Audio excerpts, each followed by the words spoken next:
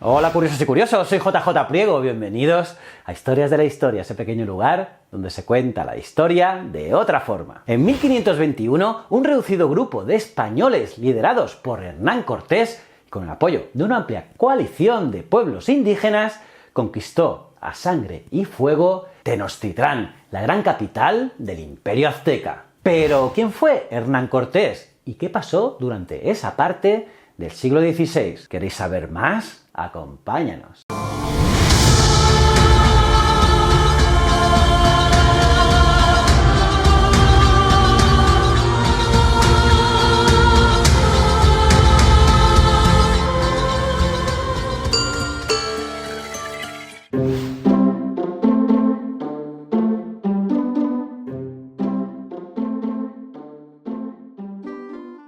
Fernando Cortés Monroy Pizarro Altamirano nace en Medellín, Badajoz, en 1485. Cortés proviene de una familia de hidalgos venida menos y era pariente lejano de Francisco Pizarro, otro conquistador español, quien a principios del siglo XVI lideró la expedición que iniciaría la conquista del Perú y el Imperio Inca. Pues bien, Cortés con 14 años cursó estudios de leyes en Salamanca y aunque parece que tenía aptitudes, las noticias que llegaban de América y su naturaleza inquieta echaron por tierra las ilusiones de sus padres, que querían que su hijo estudiase en la Universidad de Salamanca. Incluso existe un mito de que realmente estudió allí, pero parece que no es cierto. Cortés, tras un breve periplo por Valladolid, vuelve a casa. Allí, en su casa, solicita permiso y dinero a sus padres para partir a las denominadas por los españoles las Indias.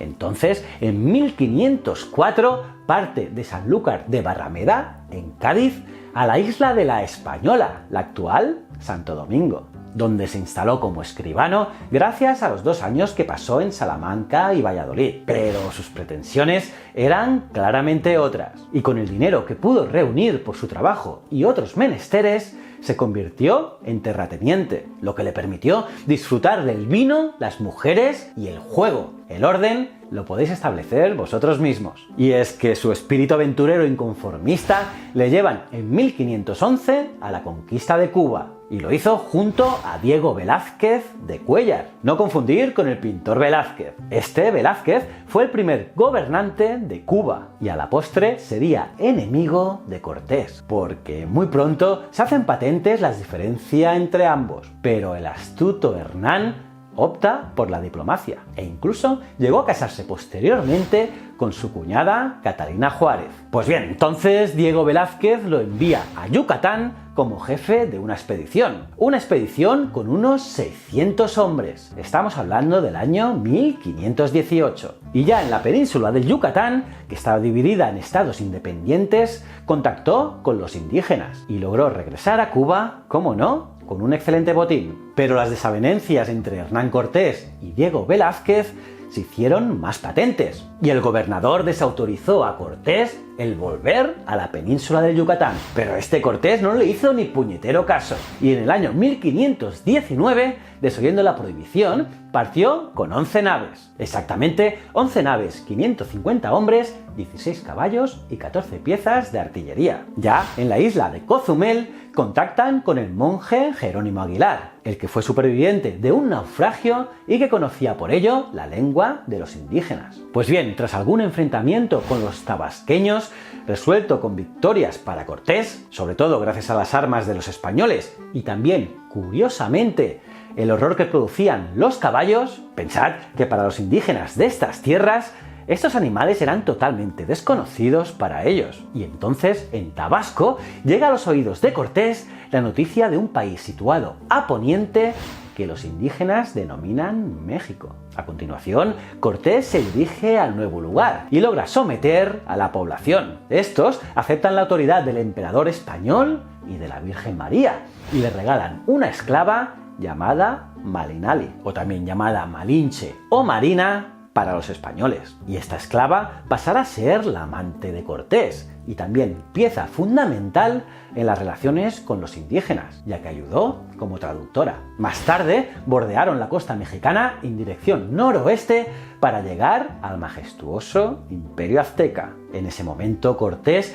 envió embajadas para hablar con Moctezuma. Moctezuma era así como se llamaba el emperador de los aztecas y que vivía en la capital, la denominada Tenochtitlán. Pero el emperador se negaba a entablar relación con estos extraños humanos. Pensad que Tenochtitlán tenía unos 35 kilómetros cuadrados y se abastecía de islas flotantes. Pero entonces se produjo un acontecimiento que daría un vuelco a la conquista. Y es que los indígenas procedentes de Zempoala le comunicaron a Cortés que eran enemigos de los aztecas, que por tanto ayudarían a los españoles si a cambio les libraban de la opresión que les sometían los aztecas. Y así fue. Además, los nuevos pobladores de la zona rogaron a Cortés que se proclamase capitán general, es decir, gobernador, dependiendo directamente del rey y no de Velázquez, a quien no le reconocía mando sobre aquellas nuevas tierras. Después de negarse varias veces, terminó aceptándolo y nombró alcalde, regidores, alguaciles, tesorero y alférez, consumando pues la desvinculación de la autoridad del gobernador de Cuba sobre la expedición. Este acto es considerado como la fundación de una de las primeras ciudades europeas en América continental. Pues bien, entonces Cortés preparó un plan para conquistar el Imperio Azteca, aprovechando las luchas internas de los propios autóctonos de la zona, los que acabarían siendo sus aliados. Así que se adentró en el territorio azteca tomando la decisión de inutilizar las naves, excepto la que había que utilizar a fin de mantener contacto directo con España, y lo hizo para evitar cualquier fuga de los hombres que no secundaban su rebelión frente a la legalidad del gobernador de Cuba. En 1519 derrotan a los tlaxcaltecas de Tlaxcala y los suman a sus aliados como tropas auxiliares. Como veis, tenían nombres un poco raritos, para que finalmente el 8 de noviembre se produzca el encuentro entre Cortés y el emperador de los aztecas, Moctezuma, haciendo Malinche las veces de traductora. Y resulta que el emperador azteca conocía un vaticinio divino, y es que, según ellos, el dios azteca llamado Quetzalcóatl había vivido entre ellos, entre la población azteca, y este dios había predicado que el ser humano debía poner en práctica sus mejores virtudes. Pero la leyenda cuenta que el propio dios, al darse cuenta que su doctrina no servía para nada, abandonó el territorio con una última profecía. Cuando llegara el año Seacati, que coincidía curiosamente con el 1519, es decir, el año en que nos encontramos, el dios regresaría, el dios volvería al pueblo azteca. Pues bien, ¿por qué os cuento esto? Pues que resulta que Cortés era parecido físicamente a este dios. Bueno, a decir verdad, casi todos los españoles. Pensad que una de las representaciones de esta deidad era la de un hombre barbudo, por lo que durante la conquista algunos pueblos identificaron a Hernán Cortés como Quetzalcóatl. Y es lo que le pasó al emperador Moctezuma, que identificó a Cortés con el regreso de Quetzalcóatl, el dios azteca, y no se resistió a los españoles. Pero tras descubrir los españoles templos donde se ofrecían sacrificios humanos, empezaron a temer por su seguridad, y con esta excusa capturaron como rehén al emperador Moctezuma y también a su hermano Cuitláhuac. Pero os preguntaréis, ¿qué pasaba con Diego Velázquez? Pues que el tío no había dicho su última palabra, y en 1520 envía una expedición donde al mando figuraba Pánfilo de Narváez, con el objetivo de detener la aventura de Cortés. El resultado es la derrota de esta expedición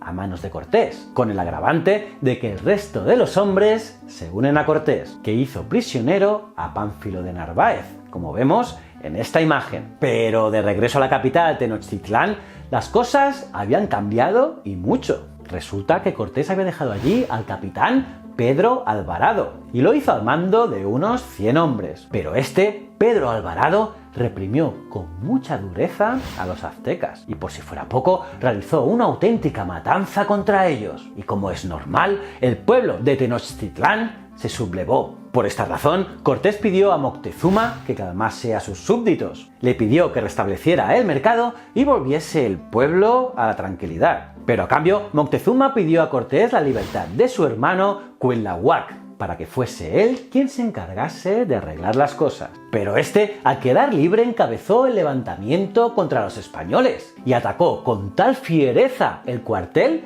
que Cortés, con mucho miedo de ser completamente aniquilado, exigió a Moctezuma que subiese a la azotea del palacio, para así arengar a sus súbditos y pedirles que se mantuvieran en paz. Pero en este acto, Moctezuma encontraría la muerte. La versión más aceptada es la que Moctezuma fue herido en aquella ocasión a consecuencia de una pedrada y que a los 2 días falleció. Sin embargo, otros historiadores mencionan que los españoles ya habían matado a Moctezuma con anterioridad, o que en ese momento, en el momento de la azotea, le dieron muerte los propios españoles. ¿Quién sabe? Pues bien, la revuelta azteca dirigida por Cuitláhuac, hermano de Moctezuma, obligó a Cortés a retirarse de la capital, y en la huida cayeron unos 600 españoles y miles de chacaltecas. Los españoles capturados fueron sacrificados al día siguiente. Estamos en el día 1 de julio de 1520,